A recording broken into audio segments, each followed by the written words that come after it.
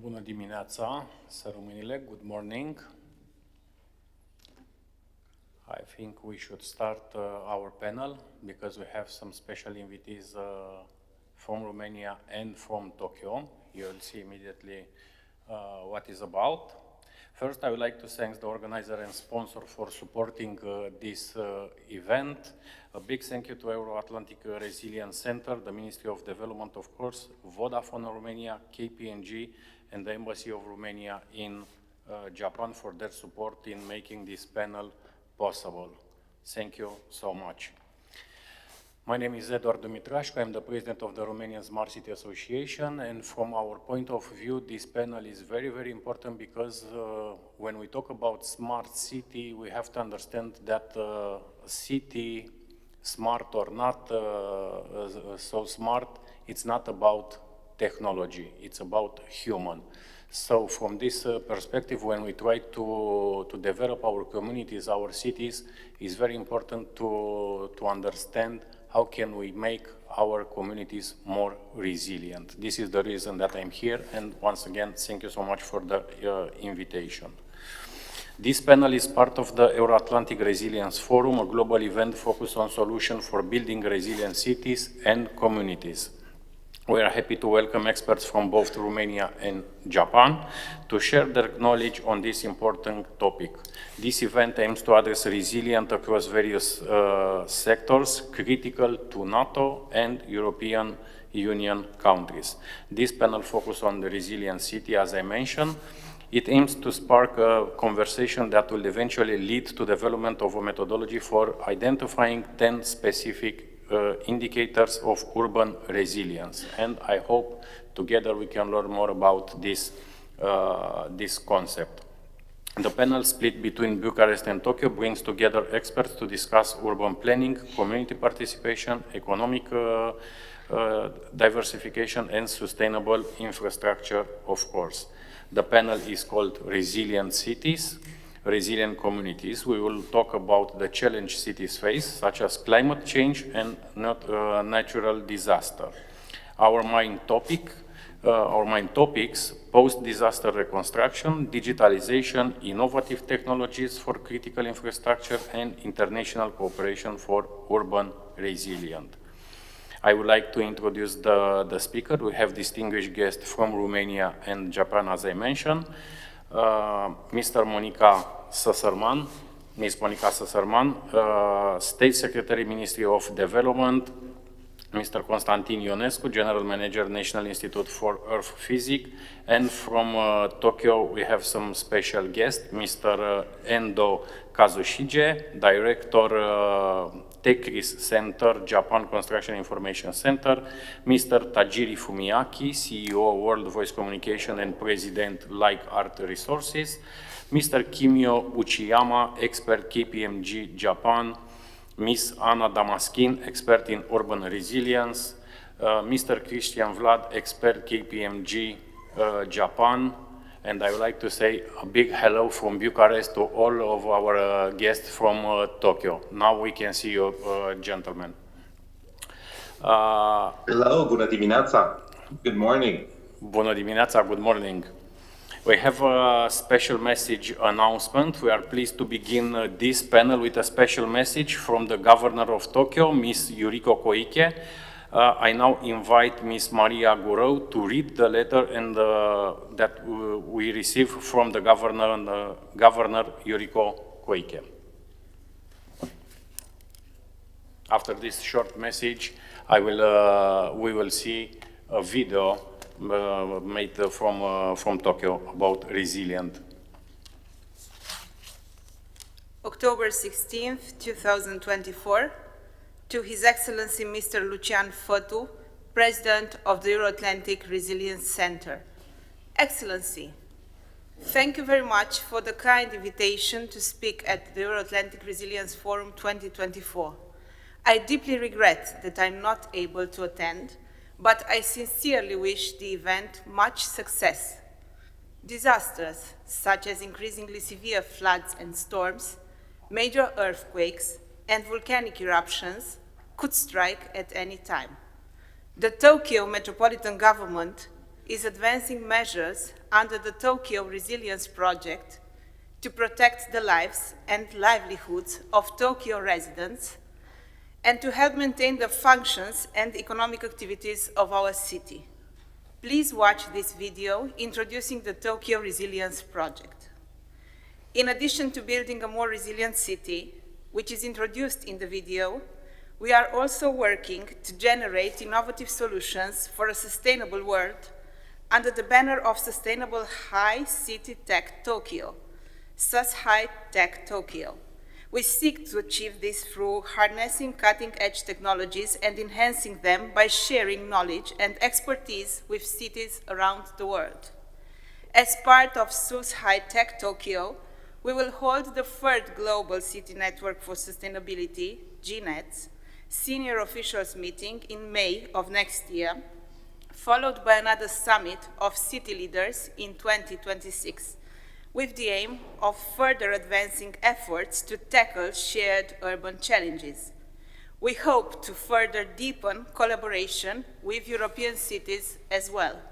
I wish all the participants the best of success and good health. Yours sincerely, Koike Yuriko, Governor of Tokyo. Thank you so much, Maria. Now, colleagues, we can see the movie with sound, please.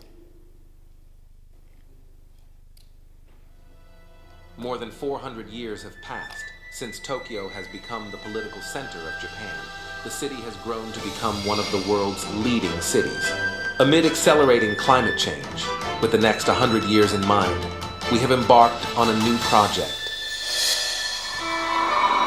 The IPCC warns that global temperatures will likely rise dramatically within this century. This raises concerns about storm and flood damage. In the past 40 years, the number of disasters has quadrupled around the world.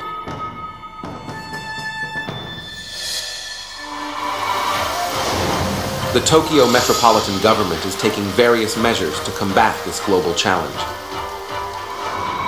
A city of waterways, Tokyo has prepared for floods through widening rivers and building levees. And now, in order to fully utilize its limited urban space, Tokyo is making use of underground spaces. This is an underground regulating reservoir that temporarily stores rising river water to prevent the rivers from overflowing.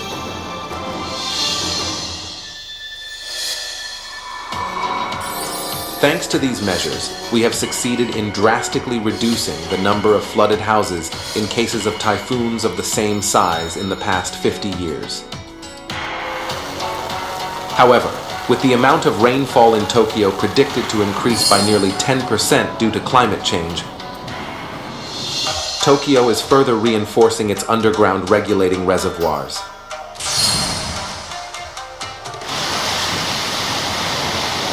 Countermeasures are also underway in coastal areas, where sea levels are predicted to rise up to as much as 60 centimeters by 2100. Measures like elevating the existing seawalls.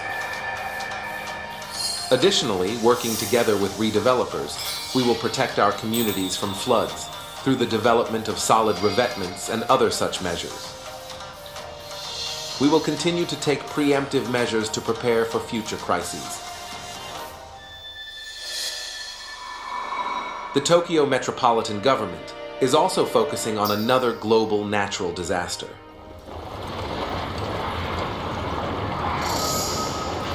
Earthquakes. The Great Kanto earthquake of 1923 that hit Tokyo 100 years ago caused many wooden houses to collapse, resulting in multiple fire outbreaks and overall catastrophic fire damage.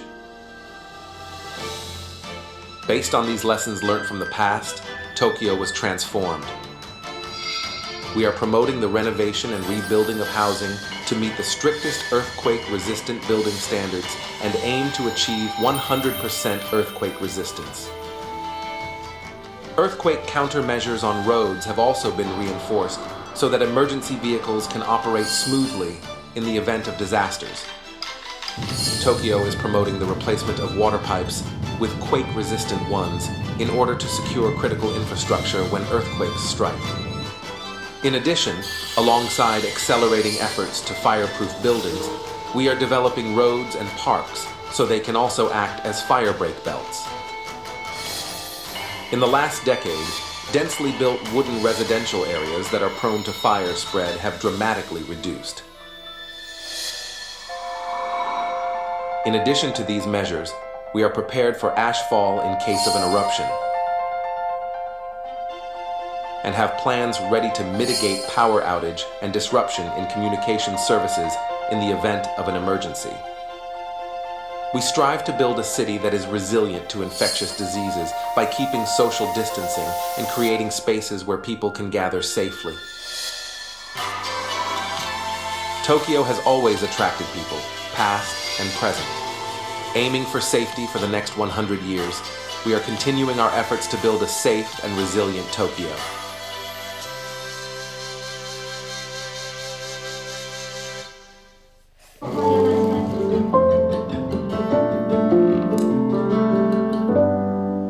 De ce există produse fără fum? Asta cred că nu mai era necesar. Au intrat sponsorii pentru noi. Back to English. So, when we talk about resilient city, climate change, earthquake, and so on, we have a lot to learn from Tokyo. It's my pleasure to introduce Mr. Endo Kazushige. He's the director of Corinth Tech Risk Center at the Japan Construction Information Center. He has over 30 years of experience in transportation and infrastructure. Mr. Endo graduated from Kyoto University with a master in transport engineering and joined the Ministry of Land Infrastructure, Transport and Tourism in 1990. Through his career, he held more than 10 keys position in engineering, working with governments, headquarters, highway managers, officers, and local authorities. His international experience included working at the Japan International Cooperation Agency and the World Bank as a senior highway engineer from 2012 and to 2015. He later became director of the United Nations Center for Regional Development from 2018 to 2024. From Mr. Endo, we want to gain insights from his vast experience in transportation and infrastructure. We are interested to hear his thoughts on how infrastructure projects can drive regional growth and resilience. The floor is yours. Thank you so much for your presence, sir. Thank you. Thank you, Chairman Domitrusk. Thank you for introducing me. So I requested the screen sharing function. So I try, but the Secretariat, could you give me the screen sharing?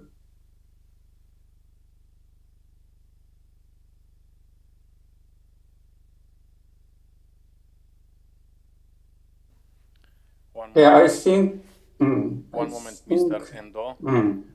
Îi rog pe colegii cei care asigură conexiunea dacă pot da permisiune de share domnului Endo.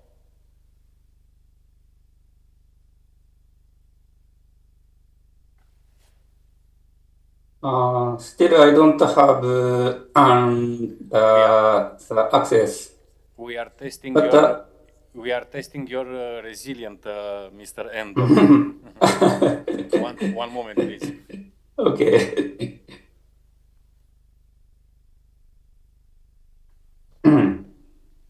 Okay, maybe for time. Can you try? Yeah, please? yes. Yeah. Thank you for, okay, I try. Okay, no.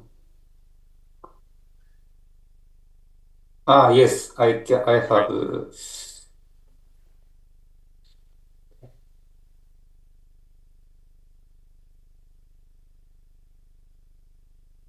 Okay, I think.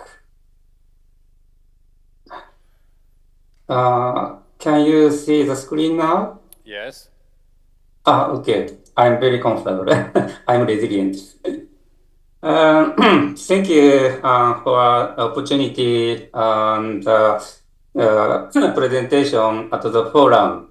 As I introduced, my name is Endo. I'm now working for a Japanese company, the Japan Construction Information Center. But the reason I'm here is I worked for the United Nations Center for Regional Development for recent 6 years until this summer.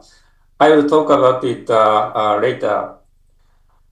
So to begin with, allow me to introduce myself and my professional career experience in area of urban management and disaster risk reduction.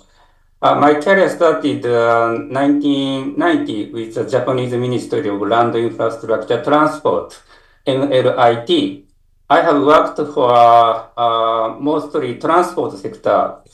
During my career with MLIT, I have been faced with small and large-scale disasters, including Great Hanshin earthquake disaster in 1995 and Tohoku earthquake and tsunami in 2011. And then after that, from 2016 to 18, I worked for the Reconstruction Agency of Tohoku earthquake and tsunami. So then after I came to United Nations, where I have been responsible for a program in area of disaster risk reduction and smart cities. So that's why I'm here as a speaker. So this is United Nations, UNCRD. So Japan is known as a country frequently struck by natural disasters. Japan has also has a history of suffering damage, not only earthquake, but also typhoon, floods, landslides, tsunami, other disasters. A very huge amount of time, money, efforts spent on recovery, reconstruction, and then preparing for the next disaster each time. So, also, Japan plays a leading role in many international activities on disaster risk reduction, particularly water-related disaster prevention, which is the greatest threat in the context of climate change risk nowadays, and disseminated disaster prevention technology know-how to the international community. So here you can imagine a typical example of urban flood-prone area along a big river, because both sides of the river are very densely populated with building and housing. So there are so many similar locations with high possibility of such disaster risk in many parts of Japan. But the risks and disaster patterns are different from place to place. So that's why Japanese government, MLIT, is responsible for those disaster risk reduction. Based on the experience in the past, the government compiled knowledge and know-how and lessons learned, which assist local government in making strategy plan for disaster risks. So example of strategic disaster risk reduction measures are, for example, infrastructure component. Example is the developed embankment or non-infrastructure component. So example measures hazard mapping. So The planning method is shown in the upper box. Starting the analysis, assessment, and identify formulation. So it is important to point out management capacities for disaster risk reduction are very high, both national and local level in Japan. And once a disaster occurs, the national government support local government in recovery and reconstruction. And then city government take care of residents, especially those who are children, small children, elderly, and handicapped. In this way, in Japan, disaster risk reduction is very comprehensive manner. So furthermore, the government, private companies, local communities, and the people have established good collaboration mechanism, both national and local levels. So today I have an important role. I am asked by forum organizer to discuss a topic, resilience through the reconstruction by design. I will talk about my real experience on Tohoku earthquake and tsunami in 2011.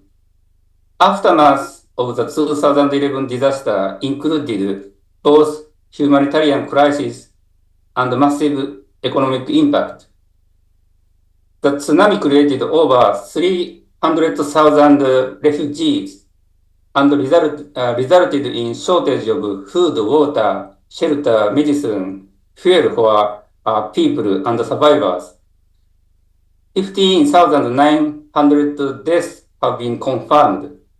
So at that moment, I worked for a Director General of the National Highway Office in Tokyo metropolitan area. The Tokyo metropolitan area is far from Tohoku region, but Tokyo also suffered from this big earthquake. In particular, the soil liquefaction in some locations in Tokyo area. As I mentioned, you need work for recovery and reconstruction. Actions for Tokyo metropolitan area are only minor recovery. So we successfully went through the recovery actions according to the recovery plan in public and private sectors. On the other hand, actions required for Tohoku area, Tohoku region, were not only huge reconstruction, but full-scale, huge recovery, but full-scale reconstruction. This reconstruction project is the greatest reconstruction of the century that Japan has ever undertaken and accomplished. It took a year to complete only recovery works. It took, at the same time, the Japanese government started designing reconstruction. We work both recovery and reconstruction. So then, after it took 3 years to establish reconstruction agency and make reconstruction plans for 60 local governments. So then reconstruction project started, and myself involved in this project from 2016 to 2018. So today, due to very limited time, unfortunately, I cannot talk about the details. So then, final topic is a smart city. So smart city is an innovative city with the ICT and other innovation. as previous chairs and other speakers, I think, already mentioned, UNCLD started the program of capacity building workshop very recently. We invited local government mayors and high-level officials in Asian countries, African countries to discuss issues and challenges and share knowledge and know-how. And then one of the major topic is resilient cities, as shown in this slide. As you remember, I mentioned the typical example of the flooding urban area. So recently, some Japanese local government started a pilot project for resilient cities in very innovative manners. I remember when I organized a couple of workshops inviting mayors and officials, I found disaster risk reduction, DRR planning, and DRR measures have been very advancing thanks to AI and IT technology. So for conclusion, I have very simple recommendations for resilient cities. So the point is accumulation of knowledge and know-how, and establishment of collaborative mechanism, and a wise use of innovative IT, AI technologies. So my previous organization, UNCLD, provide opportunity of workshop for resilient cities. I welcome Euro-Atlantic Resilience Center to have a good partnership with UNCLD and my current organization, JASIC, Japan Construction Information Center. Thank you very much for your attention. Thank you so much, Mr. Kazushi Endo. Ladies and gentlemen, it was live from Tokyo.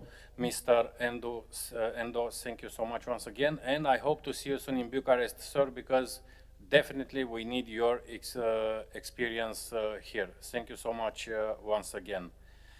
Și trecem un pic și în limba română. Va fi un panel mixt. Îmi face mare plăcere să o introduc pe doamna Monica Săsărman, în dreapta mea, secretar de stat la Ministerul Dezvoltării. Mă bucur să vă revăd, doamnă.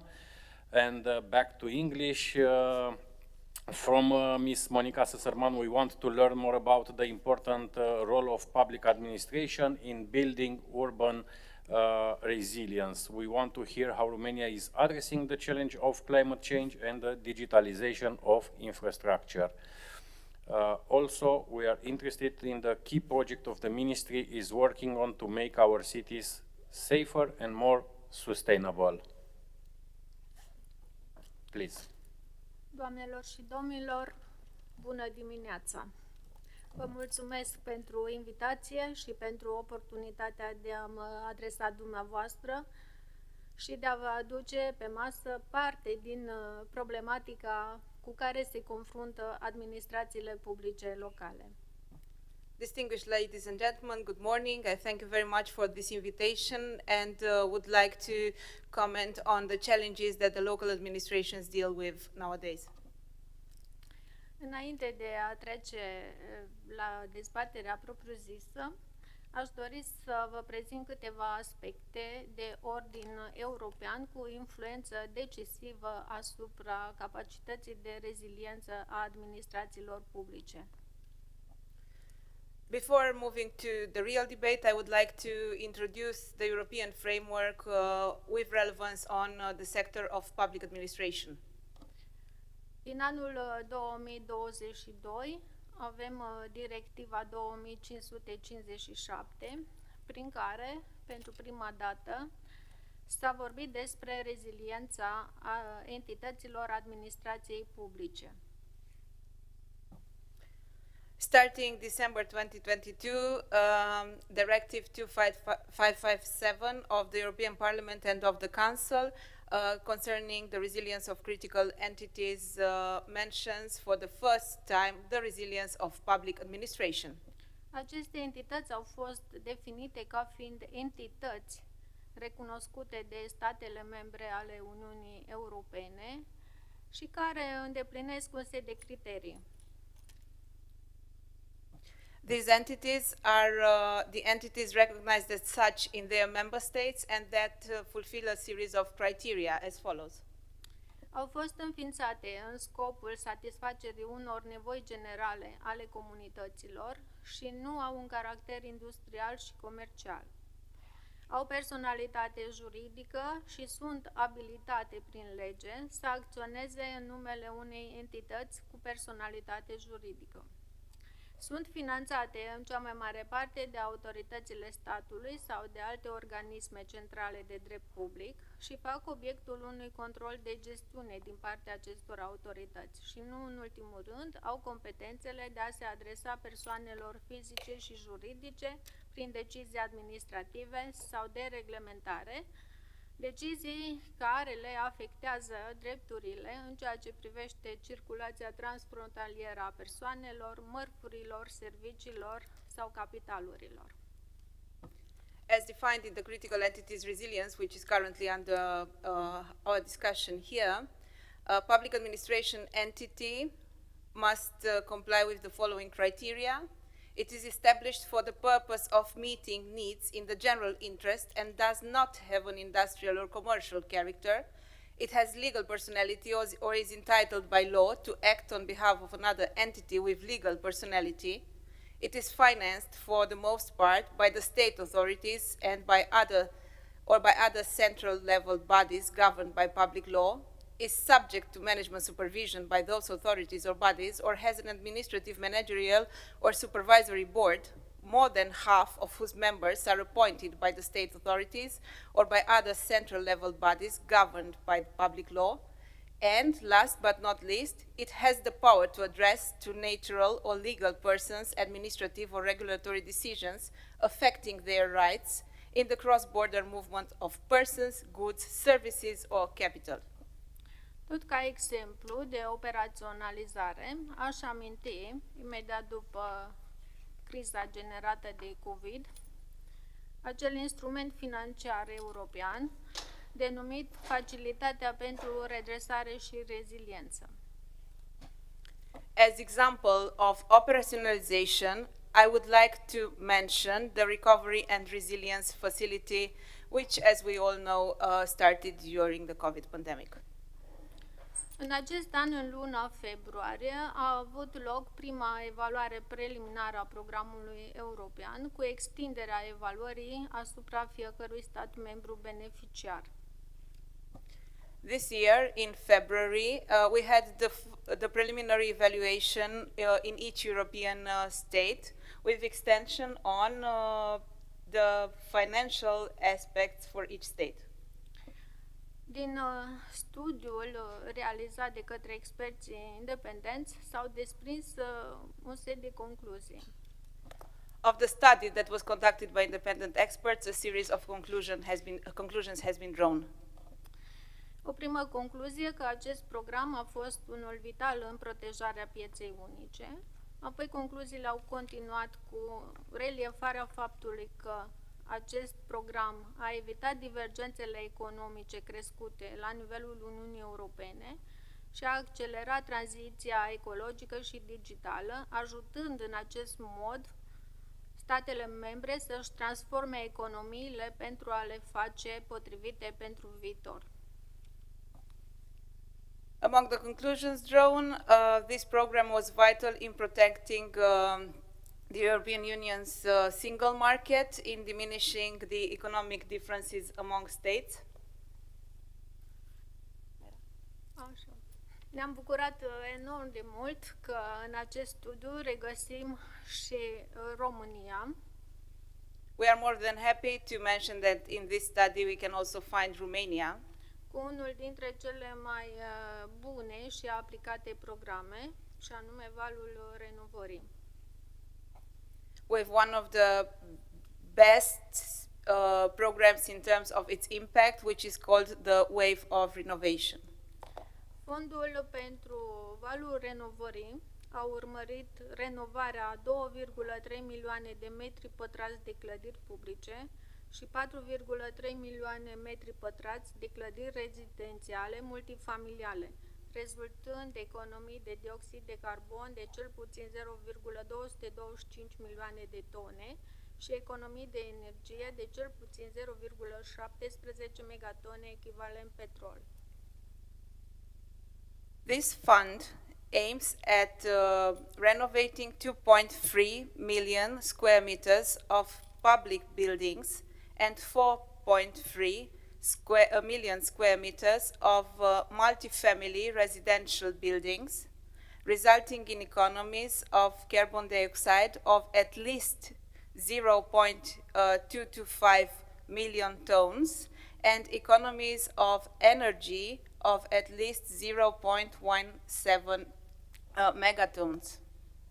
Acest fond a presupus deschiderea a două apeluri care au fost lansate la nivelul anului 2023 și cu următoare rezultate.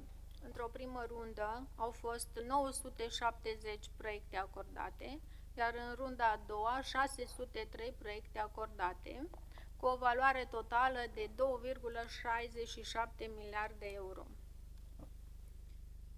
Up to this point, this call led to two waves of calls for proposals that were launched starting September 2023 with the next results. For the first round, 970 projects that were awarded, and for the second one, 603. The overall value of these projects is 2.67 billion euros. Aceste date le-am preluat din studiul la care am făcut referire anterior. Fac precizarea și vă spun că această componentă a fost gestionată de către Ministerul Dezvoltării Lucrărilor Publice și Administrației. This data is from the above mentioned studies, and I would like to mention that this component is managed by the Ministry of Development, Public Works and Administration. Iar Ministerul Dezvoltării Lucrărilor Publice și Administrației este autoritatea care gestionează componentele importante pentru fiecare administrație publică, începând de la lucrările publice, construcții, disciplina în construcție, amenajarea teritoriului, urbanismul, arhitectura, amenajarea spațiului maritim, mobilitate urbană, locuire, locuințe, clădiri de locuit, reabilitare termică a clădirilor, gestiune și dezvoltare imobiliară edilitară, dezvoltare regională și coeziune, cooperare transfrontalieră, transnațională, interregională, descentralizare, reformă și reorganizare administrativ-teritorială, reforma administrației publice, finanțele publice locale, procedurile fiscale locale. Și nu în ultimul rând, dezvoltarea serviciilor publice comunitare, deci o gamă variată și largă de atribuții menite să consolideze administrațiile publice locale. I would like to mention that the Ministry of Development, Public Works and Administration is the main authority responsible with public works, constructions, discipline in constructions, territorial design, architecture, designing the maritime space, urban mobility, living, buildings, heating, urban management, transnational cooperation, interregional cooperation, decentralization, territorial reorganization, everything that deals with reforms in the sector of public administration at the local level, industrial parks, programming, coordination, monitoring, and control of using the financial assistance that our state has been given to by the European Union for programs in its domains of activity. Și punctăm și câteva exemple care au legătură cu Ministerul Dezvoltării Lucrărilor Publice și Administrației, atât din perspectivă normativă cât și din perspectivă legislativă. As follows, I would like to draw your attention on some examples that have to deal with the Ministry of Development, Public Works and Administration that are under its jurisdictions from both legal and operational perspectives. Pe plan legislativ a fost inițiată și aprobată, de altfel, legea zonelor metropolitane, codul amenajării teritoriului, urbanismului și construcțiilor, care în prezent se află în dezbatere și adoptare parlamentară.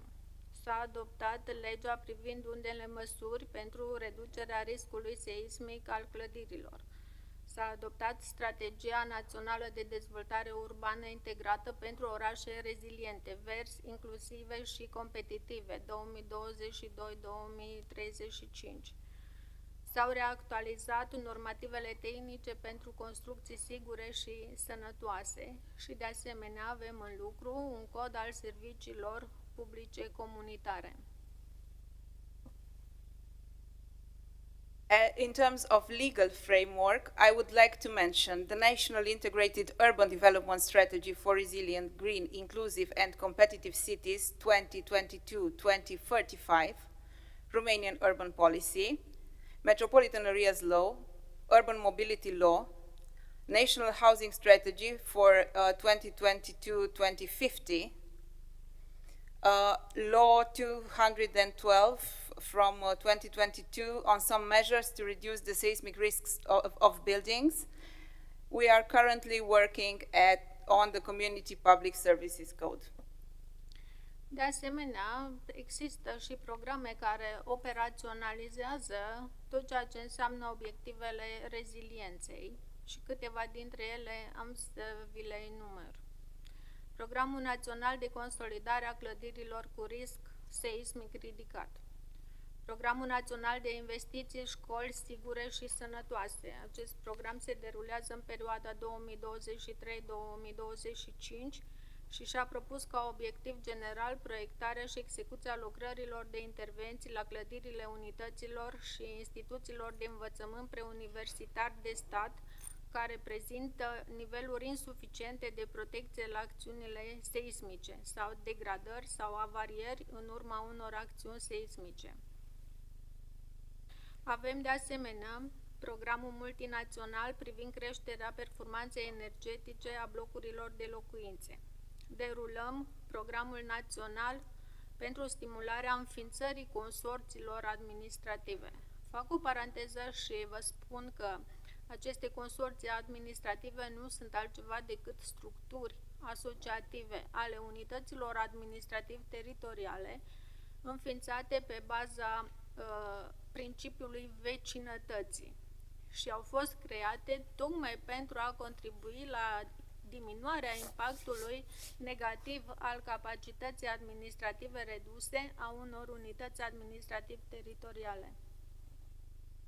Among the highly relevant projects that we're currently managing at the Ministry of Development, Public Works and Administration, I would like to mention the National Program for the Consolidation of Buildings at High Seismic Risks, the National Investment Program, Safe and Healthy Schools, which runs from 2023 to 2025, and it has as general objective the design and execution of intervention works in the buildings of state, pre-university education units and institutions that have insufficient level of protection against seismic actions, degradation or damage due to seismic actions, with the aim of increasing the level of safety against seismic actions, as well as ensuring their functionality in accordance with all fundamental requirements and increasing their energy efficiency. Secondly, the multi-annual national program on increasing the energy performance of residential building. Thirdly, the national program to stimulate the establishment of administrative consortia. And in here, I would like to open a bracket and mention that an administrative consortium is an associative structure of administrative territorial units based on neighborhood criteria. become an easier and efficient mechanism of cooperation between administrative territorial units that contribute to mitigating the negative impact of reduced administration capacity of some administrative territorial units in situations where, due to the existence of vacant or temporarily vacant positions, they are not able to provide some absolutely necessary functional activities or to provide essential services for the respective communities. Other members of administrative territorial units of the consortiums support the former by providing specialized staff to make up for the lack of human resources and appropriate expertise, including by increasing the capacity for joint development and implementation of public investment projects.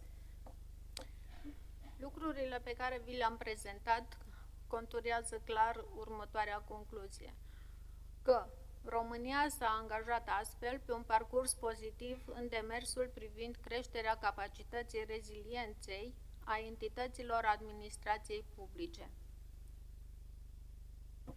The aspects that I have mentioned so far are clearly drawing a conclusion, which is Romania is deeply involved in enhancing the resilience of public administration. Revenind la tema de astăzi, evident că s-a născut următoarea întrebare. Pentru ca un oraș să fie rezilient, este suficient să fie doar smart? Este suficient să fie doar green? Back to today's main topic, we have the following question. For a city to be resilient, is it enough if it is smart? Is it enough if it is just green? Credem că nu e suficient doar atât. Credem că e nevoie de o dezvoltare integrată. E nevoie ca proiectele de dezvoltare a unei comunități pe care ne-o dorim rezilientă să fie interconectate, coordonate, astfel încât, la final, să răspundă gradului de satisfacere al populației. We believe this is necessary but not enough. What is needed is an integrated development.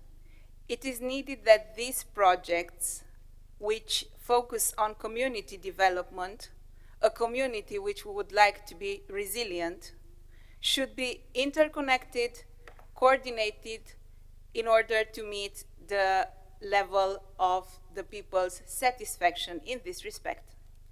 Și atunci când vorbim despre atingerea obiectivului, trebuie să avem în vedere câteva aspecte. Un prim aspect se referă la evitarea crizelor. Ce trebuie să se facă pentru ca acele crize să fie cum ar veni, evitate. Și aici practica și viața reală a arătat că este foarte importantă cooperarea mai strânsă dintre organismele de cercetare a fenomenelor, situațiilor care se încadrează în noțiunea de criză, cu organismele de planificare investițională, iar acest proces trebuie să fie unul coordonat, unitar și la un înalt nivel de decizie, adaptat fiecarei zone, astfel încât să răspundă cât mai bine necesităților comunităților respective. In order to reach the target, we should take into consideration some aspects as follows. Și aici accentul... One of them would be to avoid crisis, and in here I would like to underline the relevance of strengthening cooperation between the research organisms and the investment planning organisms. We need a unitary, coordinated process at the highest level of decision, adapted according to each area's specificity. And in here, I would like to launch a further topic. Și aici România are deja creat un prim cadru de manifestare prin acele agenții de dezvoltare regională. Evident că putem lansa și următorul lucru. Cât este de importantă în acest context reziliența regională și rămâne ca specialiștii în domeniul respectiv să aprofundeze într-o etapă viitoare. It is important to mention at this point that Romania has the regional development agencies which contribute to the implementation of this policy and help us reach the target under discussion. Additionally, I would like to mention the SINTAG regional resilience, and it is up to all stakeholders to decide on what to do about it and how to implement it. Al doilea aspect care vizează reziliența se referă la asigurarea securității și siguranței populației în timpul crizelor și aici va trebui să conteze foarte mult cuvântul specialiștilor direct implicați în etapa respectivă. A second aspect refers to ensuring security and safety of populations during crisis. And in here, I would like to emphasize the relevant role of the resort institutions. It is the experts that determine the course of action. Și un ultim aspect se referă la înlăturarea efectelor crizei. Și aș puncta două aspecte. Un prim aspect vizează cât de repede are comunitatea posibilitatea sau abilitatea de a-și reveni în urma crizei. Și aici se desprind două lucruri extrem de importante. Care este capacitatea administrației de a asigura accesul rapid la serviciile publice necesare comunității, ceea ce presupune refacerea în regim de urgență a tuturor aspectelor care țin de infrastructură. Și a doua componentă extrem de importantă, care sunt modalitățile prin care putem menține veniturile populației.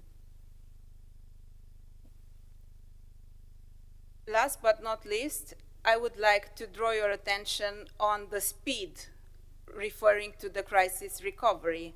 The rapid access to public services that are of the utmost importance to community, which means rebuilding in emergency terms all the affected infrastructure and maintaining the population income.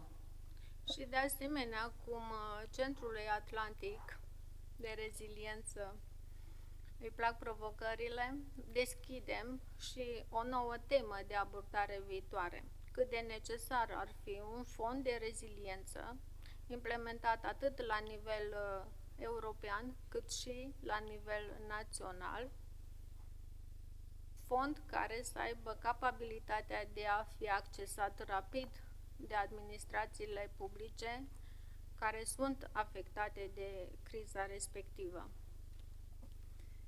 And because the team of the Euro-Atlantic Resilience Center loves challenges, I would like to challenge them into a new topic, which would be to what extent building a fund of resilience at both European and national level with a permanent character and urgent procedures of accessing these funds would reach the objective on the community's ability to recover after a crisis.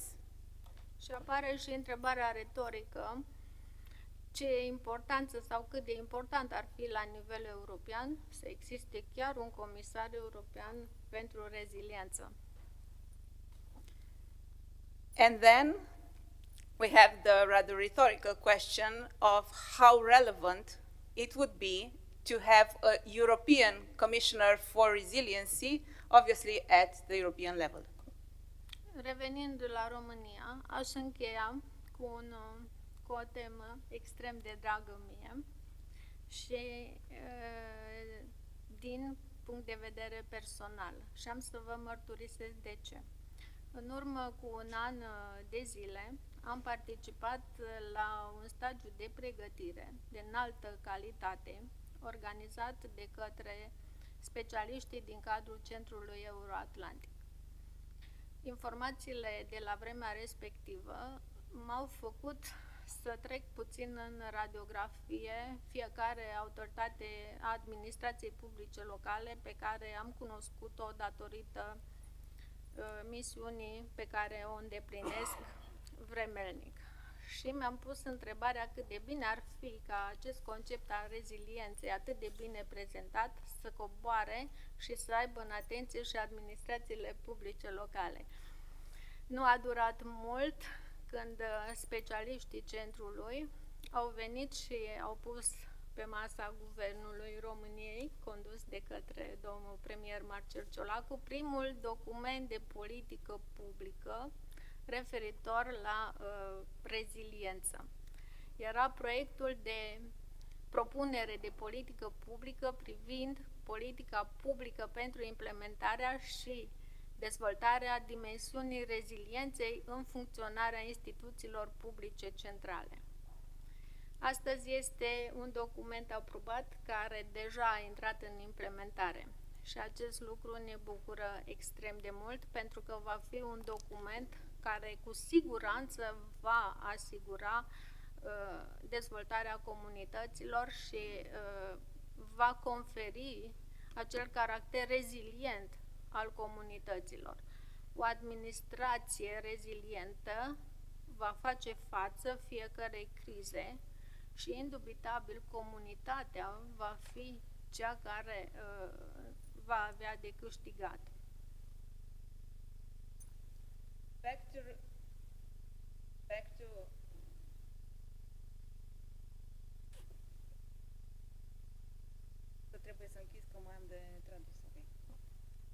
Back to Romania, I would like to confess that last year I participated in a high-quality training led by the Euro-Atlantic Resilience Center, and I had the chance to diagnose even more issues existent at the level of public administration, both central and local.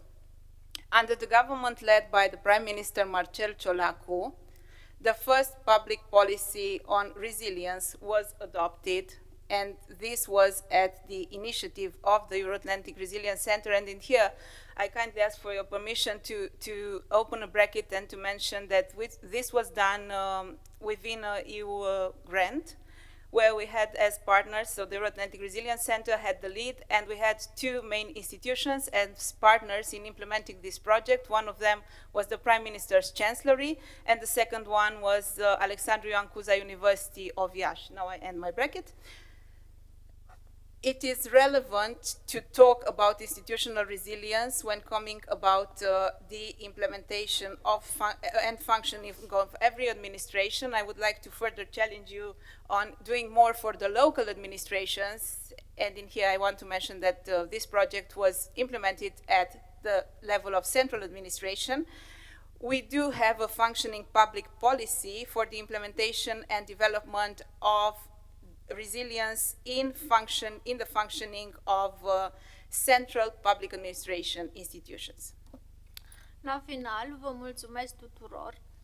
Mulțumesc încă o dată Centrului Atlantic pentru oportunitatea de astăzi și credem că după încheierea dezbaterii, într-adevăr, vor exista soluții clare, consistente, de natură a îmbunătăți viața comunităților și viața fiecărui cetățean.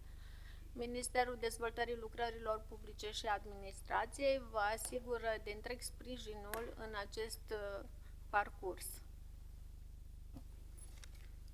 I would like to thank everyone for being here, to thank the Euro-Atlantic Resilience Center, and I strongly hope that at the end of this panel we will have had clear, effective solutions for improving the life of every citizen and of every community.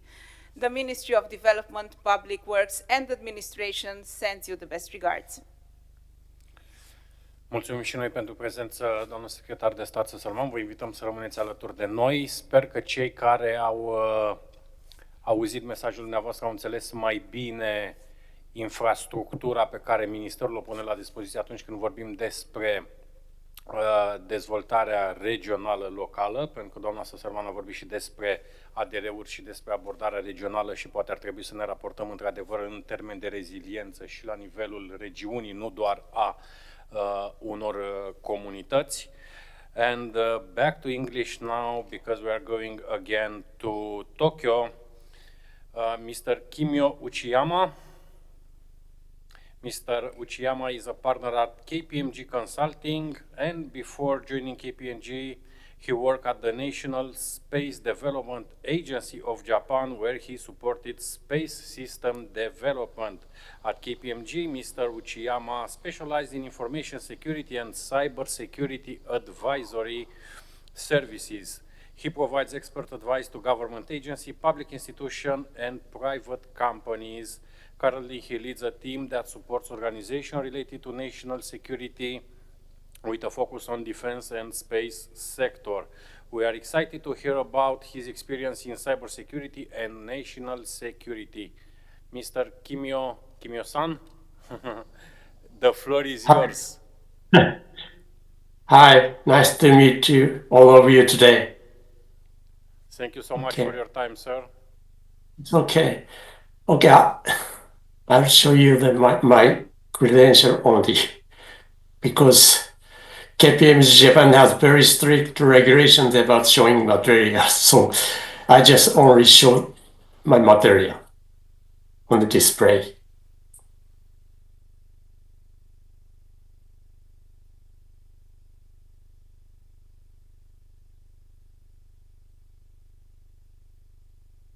Can you see that? Yes. Okay. So I'm sorry, I'm just talking today, but I can show you my credential, this one. So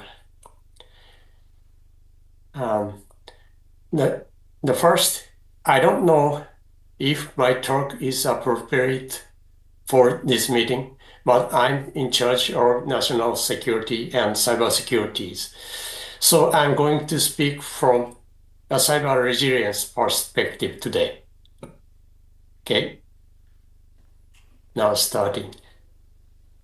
Please. Okay. I'm starting. So I oversee a team that supports our clients in the defense and space fields from a national security perspective. Let me introduce our work briefly, at first. Our team's name is NCS, which stands for National Cybersecurity Team. We offer support to public organizations such as Japan Ministry of Defense, Japan Self-Defense Force, Cabinet Secretariat, JAXA, this is the Japan Aerospace Exploration Agency, ASTEC, this is Advanced Satellite Systems and Technology Center, and the Metropolitan Police Department and some private companies. The services we provide are mainly in the cybersecurity and IT fields, but in cooperation with other units in our company, we can provide a wide range of other services such as compliance, carbon neutrality, and PFI-related projects, and so on. Our team is a young team that started in 2020. Currently, we have about 40 members. This is nearly 2% of the total company numbers, accounting for 4% of our sales. Our mission is to contribute as much as possible to national security, and we are directly tackling the challenges of our clients. Today, I will talk about cyber resilience, which is a key theme, one of the key themes of social resilience. According to the National Institute of Standards and Technology, which sets many international security standards, cyber resilience is defined as the ability to anticipate, withstand, recover from, and adapt to adverse conditions stresses, attacks, or breaches of systems, including cyber resources. In the past, the focus of the discussion in cybersecurity was to eliminate cyber threats by predicting and detecting them, and then implementing containment and isolation. However, in recent years, as cyber attacks have become more sophisticated, instant response is becoming more important, as we need to establish response methods for inevitable cyber threats. Beyond that is business continuity. Cyber resilience is the concept that emphasizes business continuity. It recognizes cyber threats as being equivalent to threats that difficult business continuity, such as natural disasters. It's a concept that adds a business perspective to security measures. Recently, the importance of cyber resilience has been discussed from the perspective of social continuity and national security, rather than simply business continuity. The reason for this is that cyber attacks targeting critical infrastructure have increased rapidly worldwide in recent years, posing serious risks to national security and economic stability.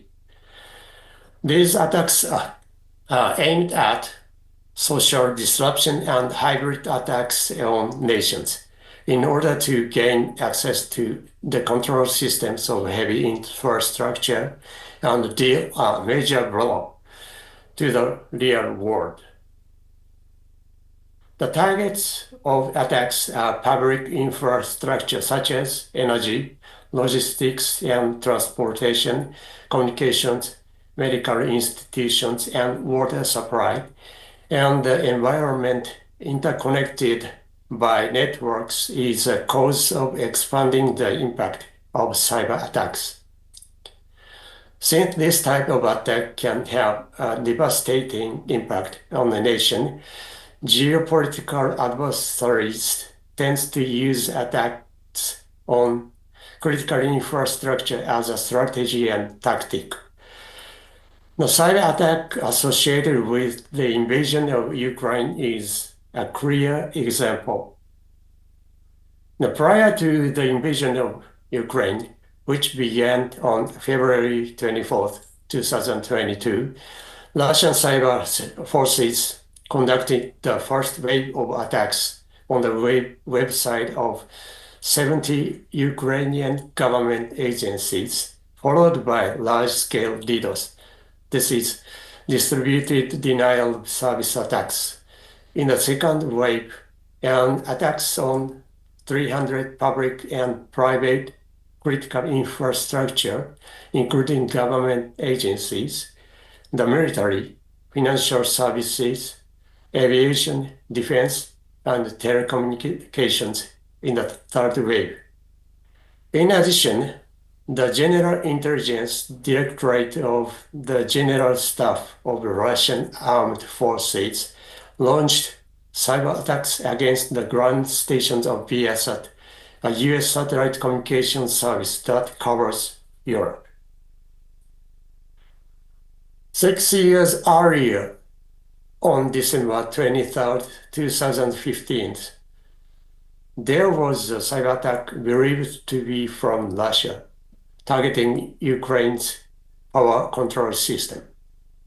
It took up to 6 hours to restore a massive power outage affecting 225,000 people in 3 cities, including Kiev. The incident is believed to be the first in the world where an energy supply was disrupted by a cyber attack. The attackers spent more than 6 months investigating the target power companies and using social engineering methods to collect information on companies and employees, send targeted attack emails, and obtain account information. They then infected business terminals with malware and spread the infection and obtained VPN device account information.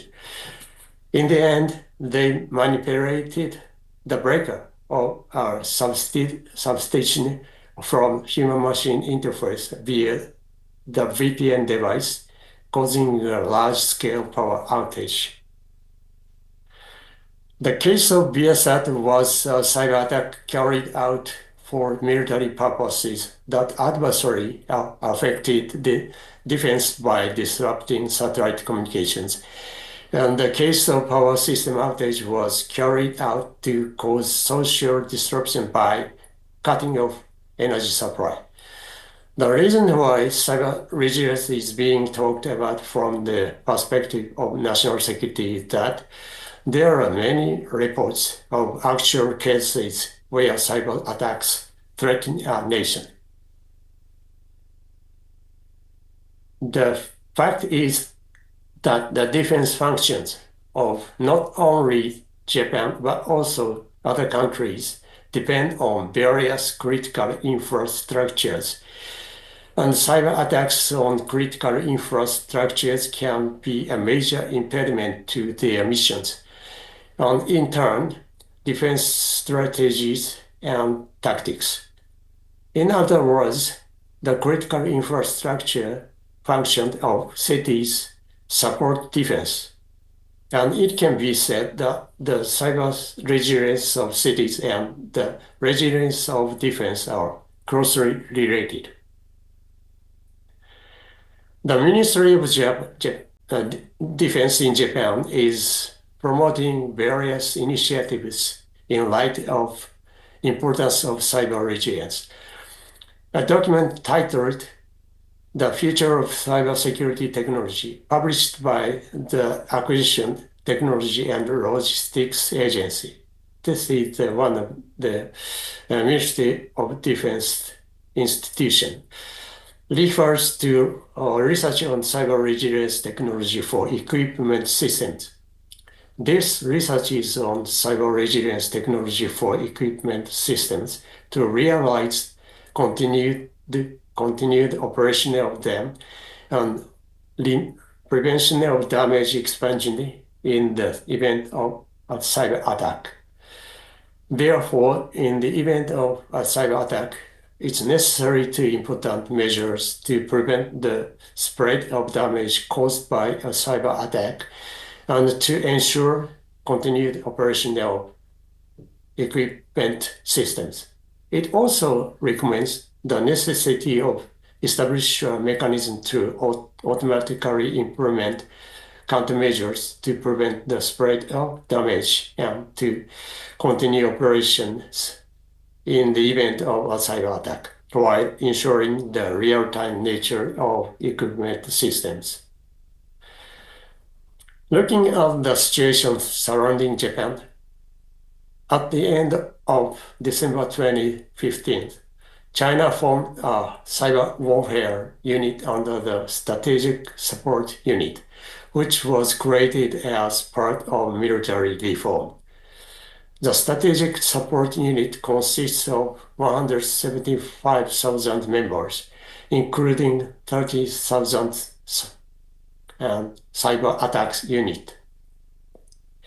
It's said that North Korea has a cyber unit consisting of around 6,800 members centered on the General Reconnaissance Bureau of Military.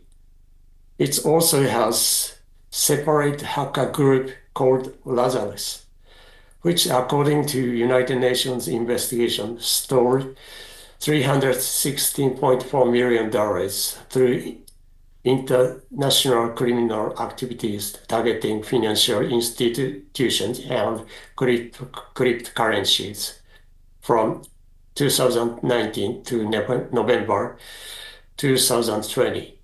It's said that they have stolen at least $1 billion in financial assets so far.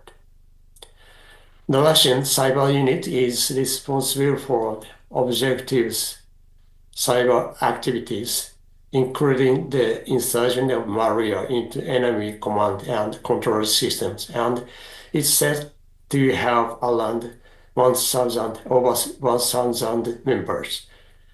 As we mentioned before, the threat of cyber threat is increasing geographically, and cyber resilience has become an important issue to be addressed at the national level here in Japan. Among the other cybersecurity initiatives, the NIST cybersecurity framework, called as CSF, is of major importance. This framework mainly focuses on preventing and responding to cyber threats. In addition, the NIST SP 800 160 Volume 2 provides a framework on cyber resilience for systems design, as I mentioned earlier. I strongly recommend to strengthen cyber resilience by applying NIST frameworks. Thank you for giving me this opportunity to speak with you today. This is the end of my speech. Thank you. Thank you so much, Mr. Uchiyama. And we are remain in Tokyo because we want to connect with Mr. Christian Vlad, partner at KPMG Consulting, and before joining KPMG this year, he worked in several roles such as communication specialist, organization architect, and business consultant across multiple industries. Mr. Vlad started his career with a major Japanese automobile company, focusing on Formula One marketing, hospitality, and corporate value creation. From Christian, we look forward to hearing about his experience in innovation, management, digital transformation, and leadership development. Dar înainte de toate, Cristian, n-ai uitat româna, da? Bineînțeles, cum să fac asta? Mulțumim mult, thank you so much for your time. Christian, please, the floor is yours. Thank you very much. I'd like to continue to what my colleague Uchiyama-san has mentioned about cyber attacks, about cybersecurity. I'd like to build on that and talk a little bit about how the world in Japan, the urban world in Japan, is starting to focus on smart, inclusive, intelligent cities, emotionally intelligent cities, cognitive cities, and bionic worlds. We're living in a world of fast-paced challenges, and the future inevitably demands bold thinking to create smart and inclusive cities, which feature technologies, infrastructure, and ecosystems that will seamlessly deliver exciting new ways of living, working and playing as local communities and urban life continuously evolve. The long-held one-size-fits-all approach to planning and policies will no longer work to shape cities that are healthy, sustainable, efficient, and prosperous for all. City leaders need to pivot from the traditional inside-out thinking to the outside-in type of mindset. And this requires an experience-centric approach to everyone they serve, the people, the businesses, the stakeholders of their communities, everyone who lives and works in the region. Now, city leaders all across Japan are quickly realizing that there is no time to lose on the need to transform, as public expectations for services are being influenced by today's data-driven, consumer-centric era. Today's urban stakeholders expect services that are consistently reliable, endlessly efficient, and truly targeted to their needs and expectations. The truth is that local digital transformation initiatives in Japan often remain very slow, extremely fragmented, and misaligned with service, misaligned with user expectations, misaligned with operational needs.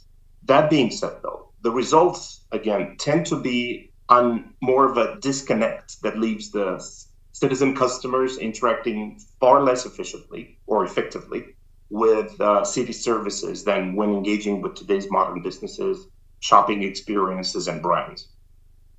Therefore, urban leaders will need to adopt a more strategic, a more outcome-focused approach.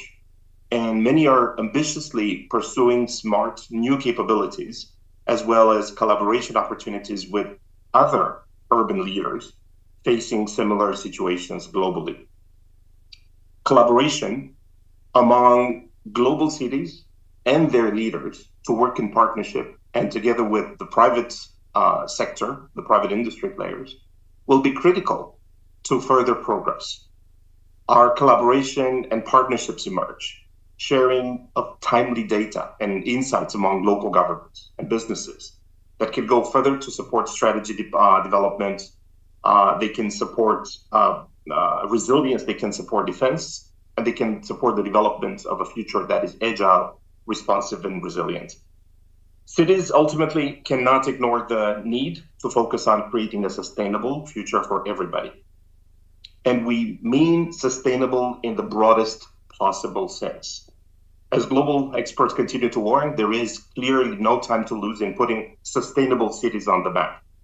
Urban leaders in Japan are more aware than ever that sustainability, resilience, and cultural integration are key components to creating and delivering modern and attractive resident value propositions for today and for tomorrow. As a rapidly aging society, Japan has to invest heavily in creating and activating compelling resident value propositions to attract and to retain talent.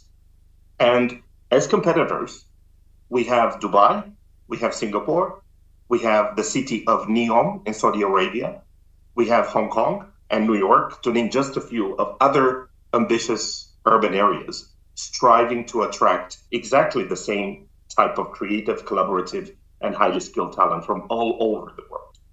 The recent COVID-19 global pandemic has made digital nomading a modern standard, and most workplaces in Japan have had to go through major changes to accommodate the needs and expectations of the modern workforce.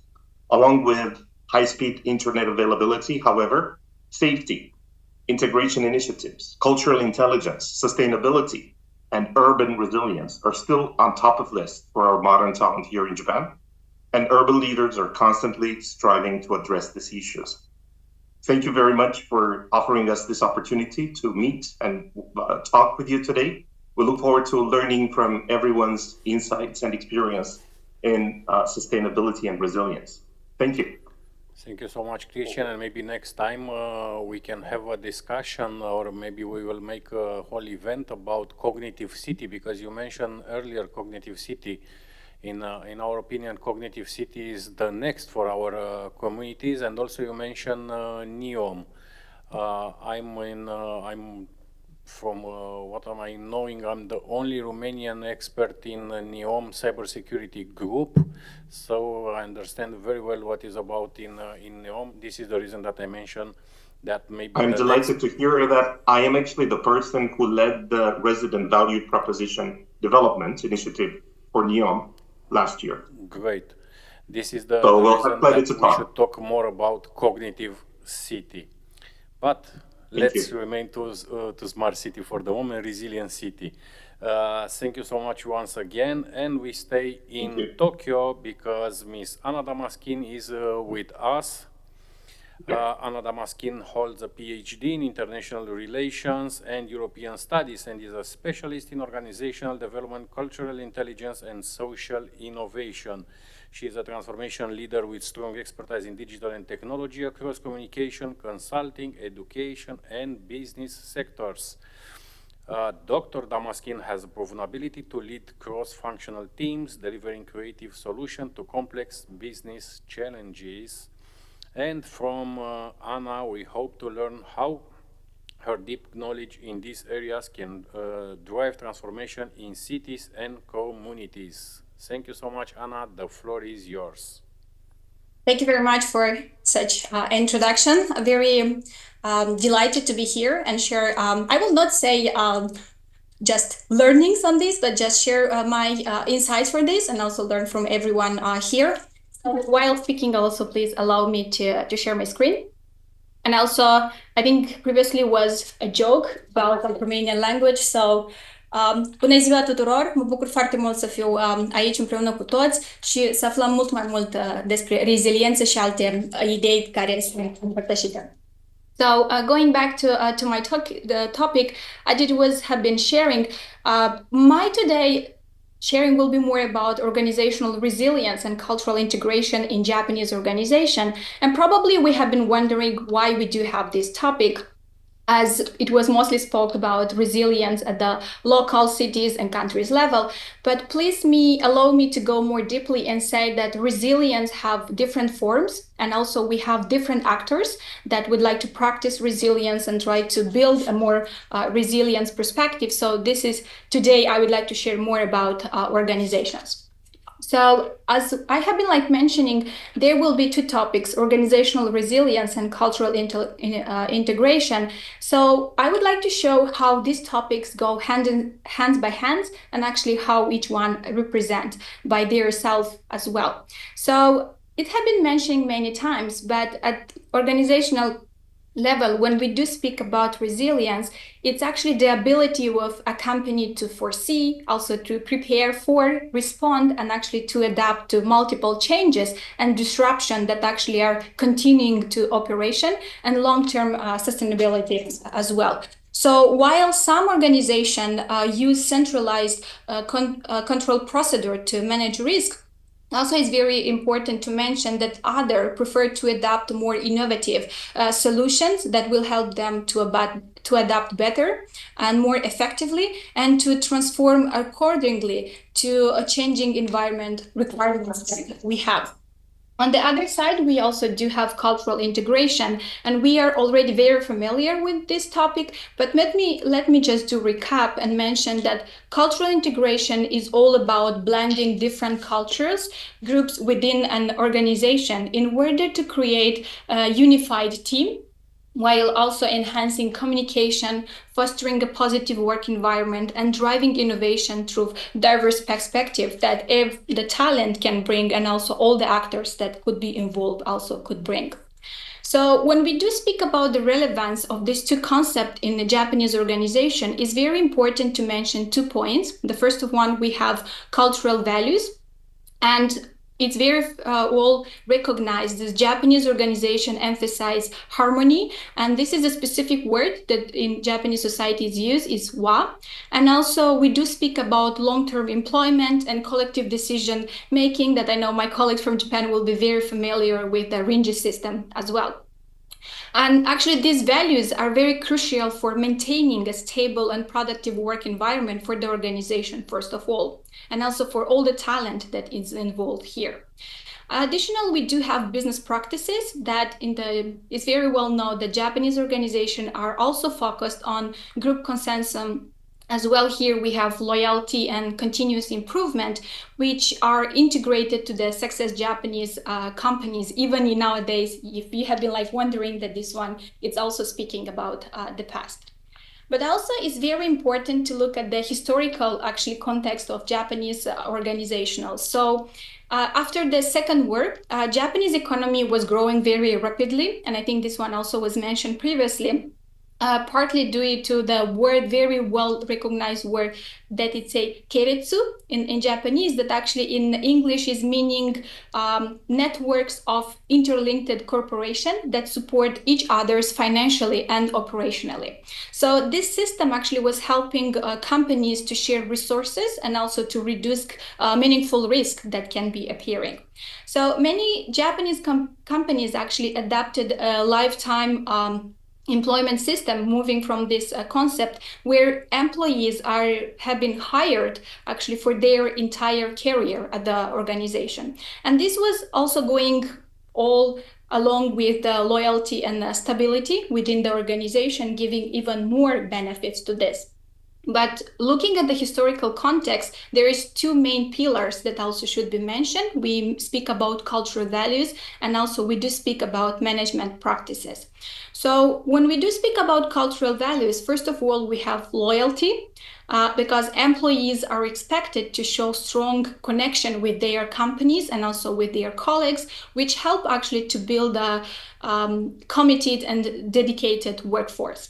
We do also have seniority, because respect for hierarchy and seniority is very deeply ingrained in the Japanese culture, and actually decisions are often made by senior members, ensuring experienced leadership. We do also have group harmony, that it's very important to highlight group consensus and avoid conflicting in each organization is very essential. And actually this cultural value ensure a more smooth operation and cooperation within the work environment. On the other hand, when we look at the management practices, we have two main concepts. The first one is nemawashi from the Japanese, that translating to English will be consensus building. I know that is a very well term within Japan. So this is a very informal process of laying the groundwork for a decision that actually is taking to the people concerned. This one is actually helping to build consensus and also ensure that everyone is on a board before a decision is made. Very traditional, but also very meaningful, I will say. We do also have kaizen, that very directly translated will be continuous improvement. So this concept of continuous improvement involves all the employees from the CEO to the assembly line workers. So also it's encouraging everyone to contribute with ideas for improving the process and also the products going along with. But also it's very important moving forward to speak some of the key elements for the organizational resilience in Japan. I do believe there are many of them, but let me just highlight three of them. First of one will be risk management, because Japanese companies proactively assess risk and vulnerability, implementing strategies that likely will diversify suppliers. They also invest a lot of technologies that also was like mentioning before by Christian, and also train their employees to mitigate impacts that will be associated with the risk management. We do also have business continuity planning. That this one involves developing comprehensive plans to maintain an operation during disruption. That is very essential and important. So this plan actually are outlined steps that will help to take in various scenarios, such as natural disaster or economic turndown on this. But we do also have adaptability for flexibility. So here it's very important to mention that Japanese companies are very well known for their flexibility and willingness to adapt to new circumstances. So by encouraging innovation, it's helping the companies to stay competitive and more resilient day by day. But also moving forward, we have been mentioning, it's very important to say some words about the cultural integration strategies in Japanese organization. So once again, let me highlight three of them. First of all, we do have cross-cultural training. So as each organization is very aware about the diversity, this one is including workshops and seminars to enhance the cultural awareness and communication skills, along with many educational programs to teach employees about different cultural norms, reducing misunderstanding and fostering mutual respect. And believe me, working in a different environment, working in an organization that have different nationalities and different pool talent, cross-communication training is very important, regardless of the location where the organization is situated. We do also have inclusive leadership, and this one involves a lot of promoting the leaders who value diversity and inclusion that will help to create an environment actually all employees feel valuable and included. And moving forward, it's even more about establishing mentorship program that will help to support diverse talent with experienced employees, also guiding and mentoring new hires to integrate into the company culture. And recently, there is a lot of trends within the Japanese organization to mentor and collaboration between young and senior generation between the company, because it's giving more resilience to the organization and giving a lot of benefits. We do also have team building activities, and this one include trust building exercise to foster collaboration, as well to improve teamwork, cultural exchange programs to adopt understanding and integration of different culture through exchange trips, language classes, and cultural festival. You will say that this one is more like a soft approach, but soft approach is what is linking also the better way for the transforming the organization and adapting the organization to be more resilient and agile to all the business transformation that are going along.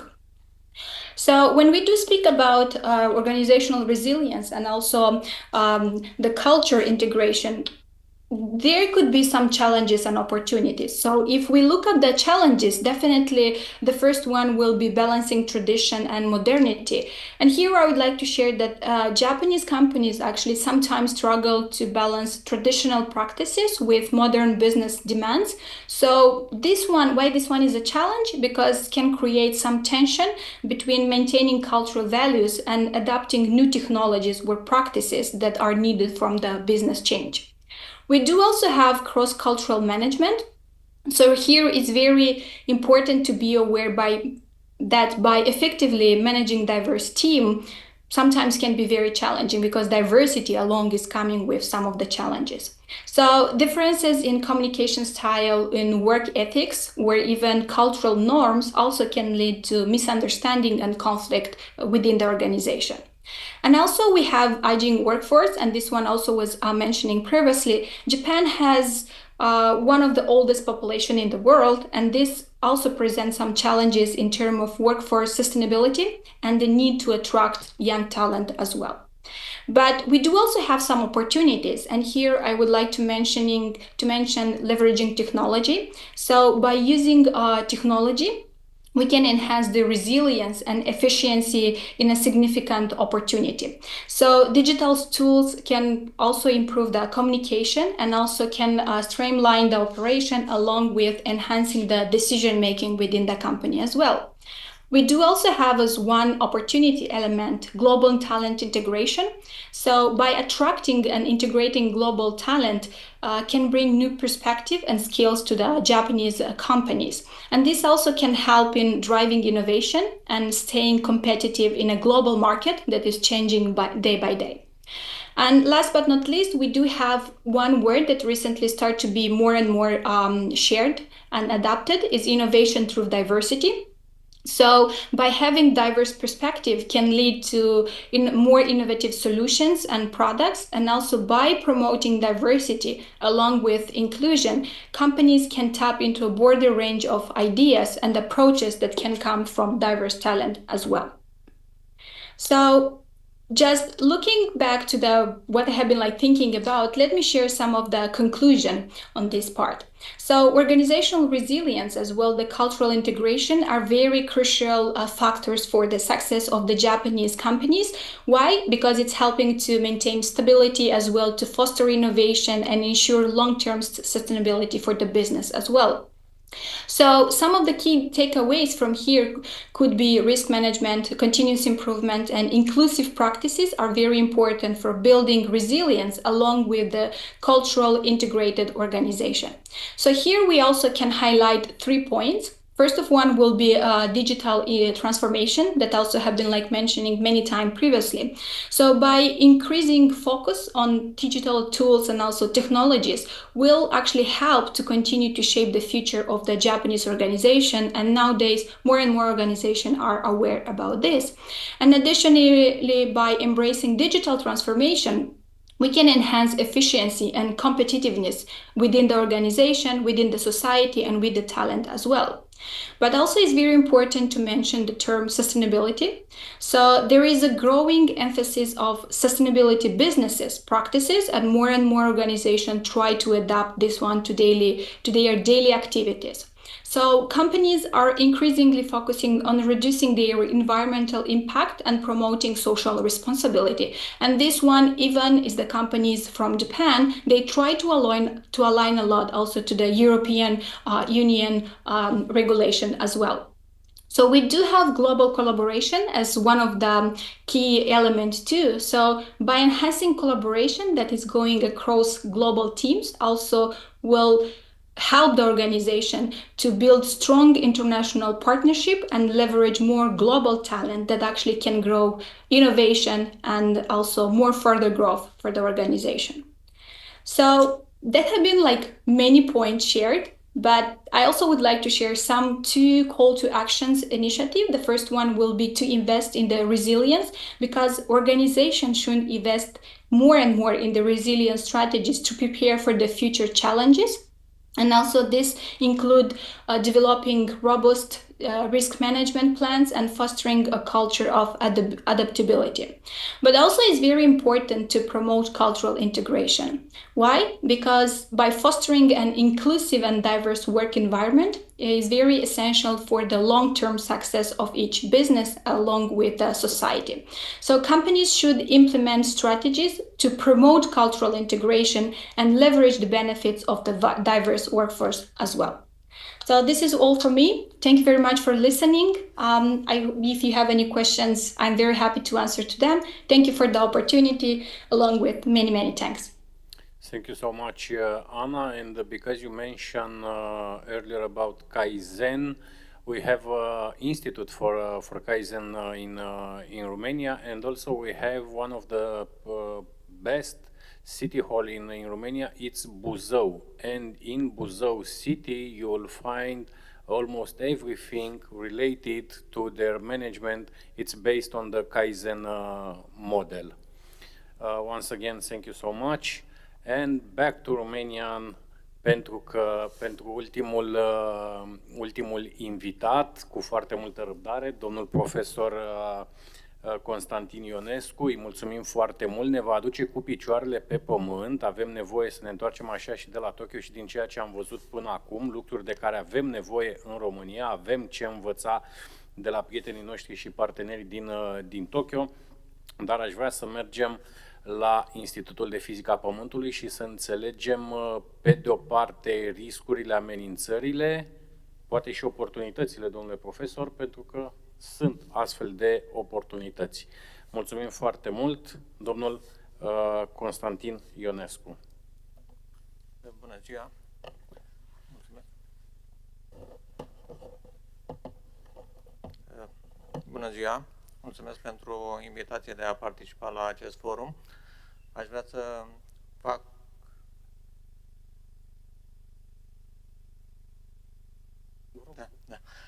o introducere a Institutului în limba română și după aceea am o prezentare în limba engleză. Institutul Național de Cercetare și Dezvoltare pentru Fizica Pământului este în coordonarea Ministerului Cercetării, Inovării și Digitalizării.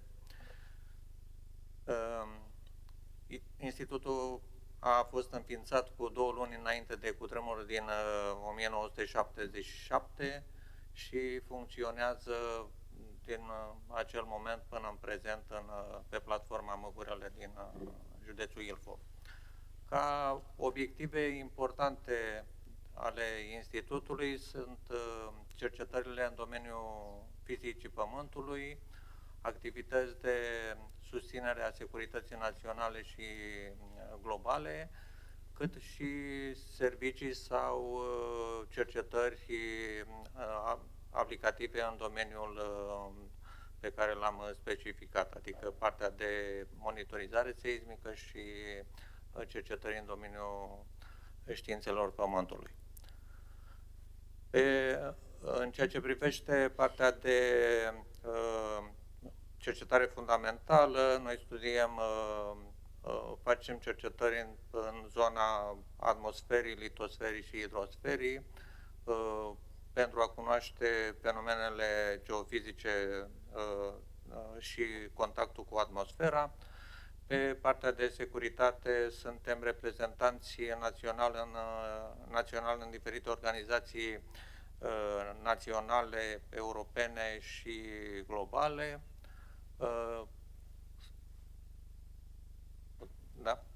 Just a few words about the National Institute for Research and Development for Earth Physics. It was founded shortly after the historic earthquake of 1977, and the institutions that dealt with research in the field of earth physics were starting from 1895 in a permanent evolution. This center was founded, as previously mentioned, in 1977 as the Center for Earth Physics, established by merging the Department of Seismology with the Institute of Geology and Geophysics in Romania and the Geodynamics Laboratory within the Romanian Academy. The National Institute for Research and Development for Earth Physics is currently coordinated by the Ministry of Research, Innovation and Digitalization and the activity of the Institute is currently regulated by a series of normative acts. We develop our activity in various fields. Okay. Concerning, I will switch in English. Concerning the participation of Institute in for the security, national security, we are member in the National Committee concerning the emergency situation. At the global level, the Institute is represented the Romania concerning the technical issue about the international treaty nuclear explosion, and also we are member in the international consortium concerning the tsunami center in Europe. Because the earthquake cannot be predicted with months or days before he was generated, we are very close with the citizen and the authority to build the technology in order to save the infrastructure or the citizen. In this case, we built some instrument in this direction. Next slide. Bucharest, it is one of the most exposed capital of Europe for the earthquake. We remember the French earthquake produced in 1977. The magnitude of the earthquake was 7.4, and the depth of the earthquake was at 95 kilometer depth, and the intensity in epicentral area was 8 to 9 Mercalli intensity. In the time, the 32 tall building complete was in collapse.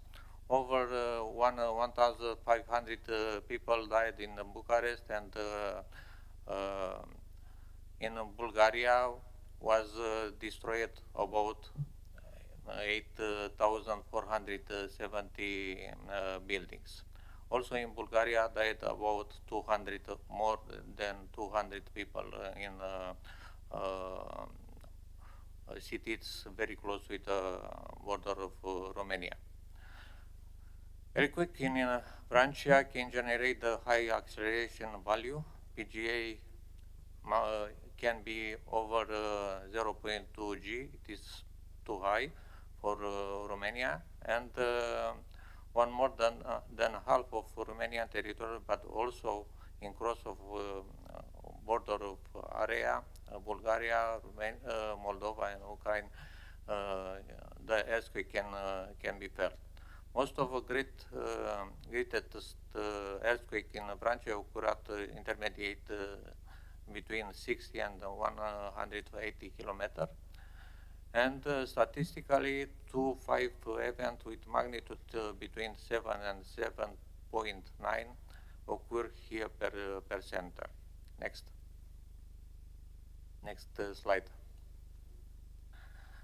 Concerning the legal obligation for earthquake, we monitor. We have one largest infrastructure to monitor the earthquake in Romania, and we report the parameter of the earthquake to the Ministry of Development and Public Works, and also to the authority for the intervention, like Inspectorate for Emergency Situation. Next. Next slide. We, because the earthquake in Romania, the epicenter it is in a small area. The area it is have the 30 km per 80 km, and depth it is until 200 km. Was very easy to build one early warning system in order to block the dangerous facility in Romania. This system is similar with system built in Japan with some years ago, and also it is the first operational center system in Europe. This system was put in operation in 2013. At this system is connected different authority like Romanian government operation center for emergency situation, Romanian Army operation center, general and country inspectorate for emergency situation. Like a critical facility, we have a nuclear power plant from Cernavoda, nuclear power plant from Kozloduy, also the research nuclear facility from Romania, and some dumps from Bidraru, Poiana Uzului, and some private company. For the general public, we don't deliver the alert because the system can generate the alert with short time, about 25 seconds, and in this time it is very dangerous to announce the citizen. Next. Here it is one diagram concerning our products. If the earthquake is produced at 130 kilometers depth, in 4 seconds, the first wave arrive at the surface of Earth, where we have more than 30 stations. We evaluate the effect of the earthquake. If the earthquake have the amplitude very small, we don't generate the alert, and we compute the waveform, and in 4 seconds we generate the action concerning to shut down the equipment installed at the industrial facilities, dangerous facilities, elevator, any other infrastructure who are connected with this system, and we have enough time to write the dangerous wave. In this diagram, it is a S wave. S wave contain 80% from the energy of the earthquake, and this wave generate some dangerous effect. After this, we generate the parameter of the earthquake concerning the magnitude, location, depth, and effect at the crustal part. And we generate one map, very important map for the institution for the intervention, and we can compute in 12 minutes some loss estimation concerning the buildings. At the final, in 50 minutes, we generate one report for the authority concerning the effect of the earthquake.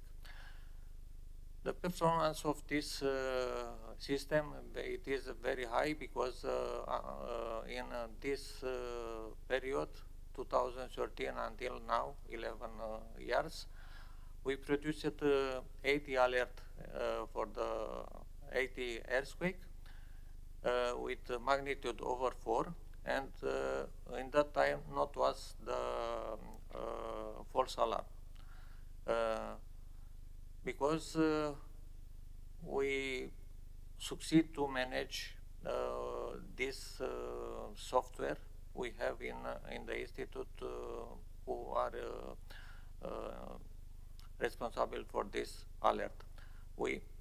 This alert is not for this alert is not generated by the human, is generated by the computer. Next slide.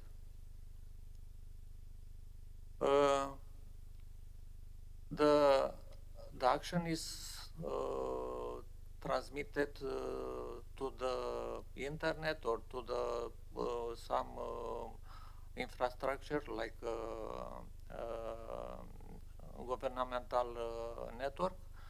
We built one smart device who are installed at the beneficiary. This smart receive alert from the center and make the action to the beneficiary. This can put in shutdown the pipe, a gas pipe, or can generate one alert. Next slide, please.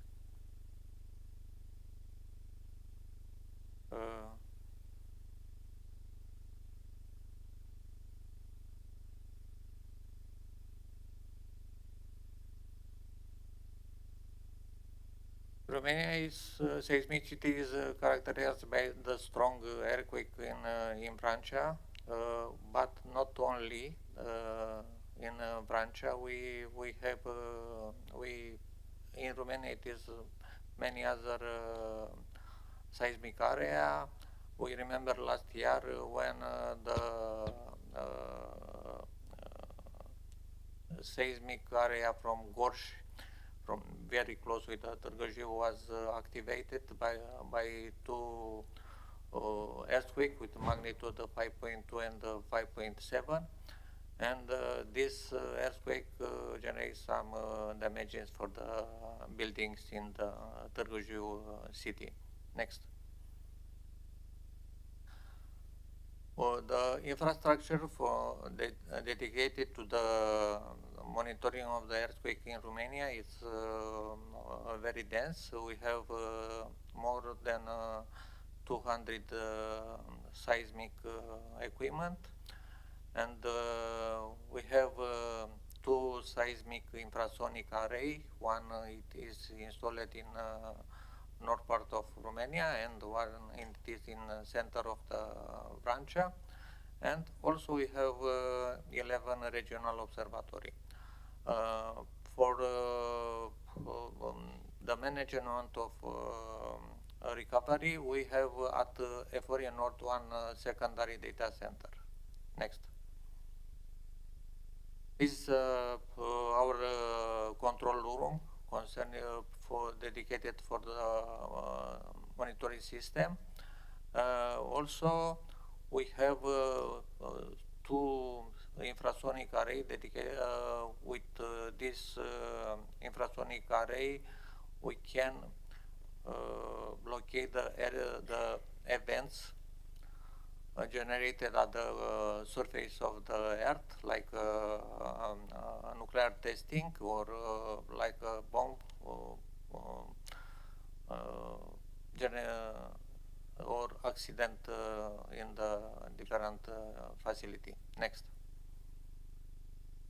For the building monitoring, we have 10 building monitoring in the real time in this moment. We have 7 building in Bucharest. One it is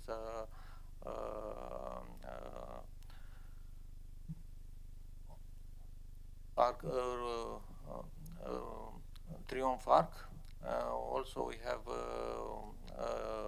IFA buildings and other buildings, one building in Bucharest and one in Eforia North. Next one. Next. We monitor some dams. Here it is one diagram for the Vidraru dam. Next. This one design concerning the infrasound monitoring system. Next one. And also connected with climate change, we are in one project, a national project under the resilience, and with this in this project, our purpose is to detect the extreme event using our infrastructure. Next one is one a result concerning the interaction between atmosphere and lithosphere after the February earthquake in Gorj area. Next one. Next, please. We were very close to connected with the citizen and the authority. We collect in a very quick after the earthquake some information for the citizen concerning the reaction about the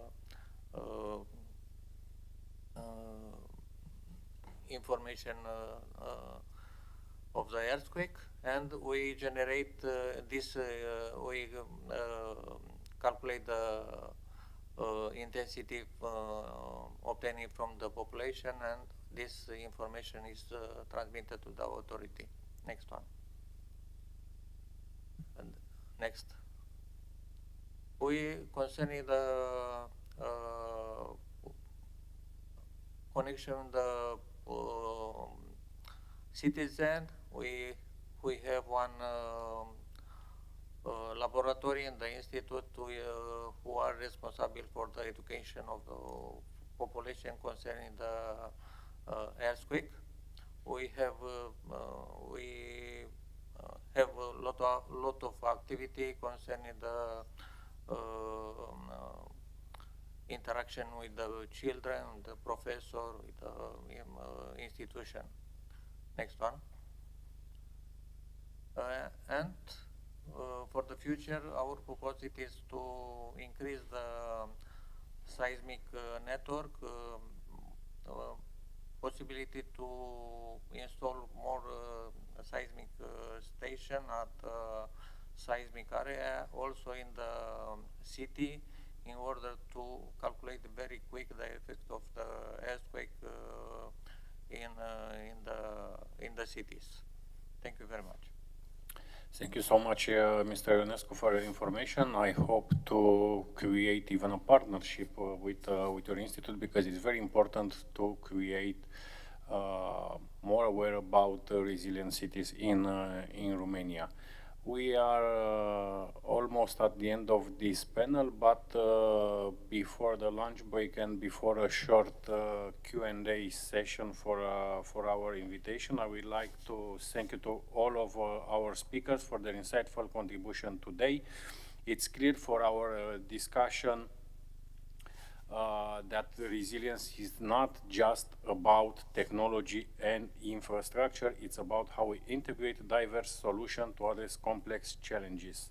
We heard about the importance of collaboration between public administration and private sector, and this is what we see every day in Romania, for example, but I'm sure it's the same situation in Japan or Tokyo.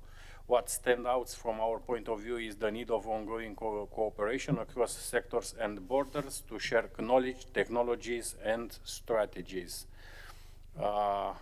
We have 5 minutes, 10 minutes for Q&A. Once again, thank you so much to all speakers from Tokyo. Mr. Kimio, Mr. Enzo, Anna, thank you so much. It was a pleasure to connect with you today. Cred că putem să schimbăm un pic și în română pentru Q&A dacă avem întrebări pentru invitații noștri.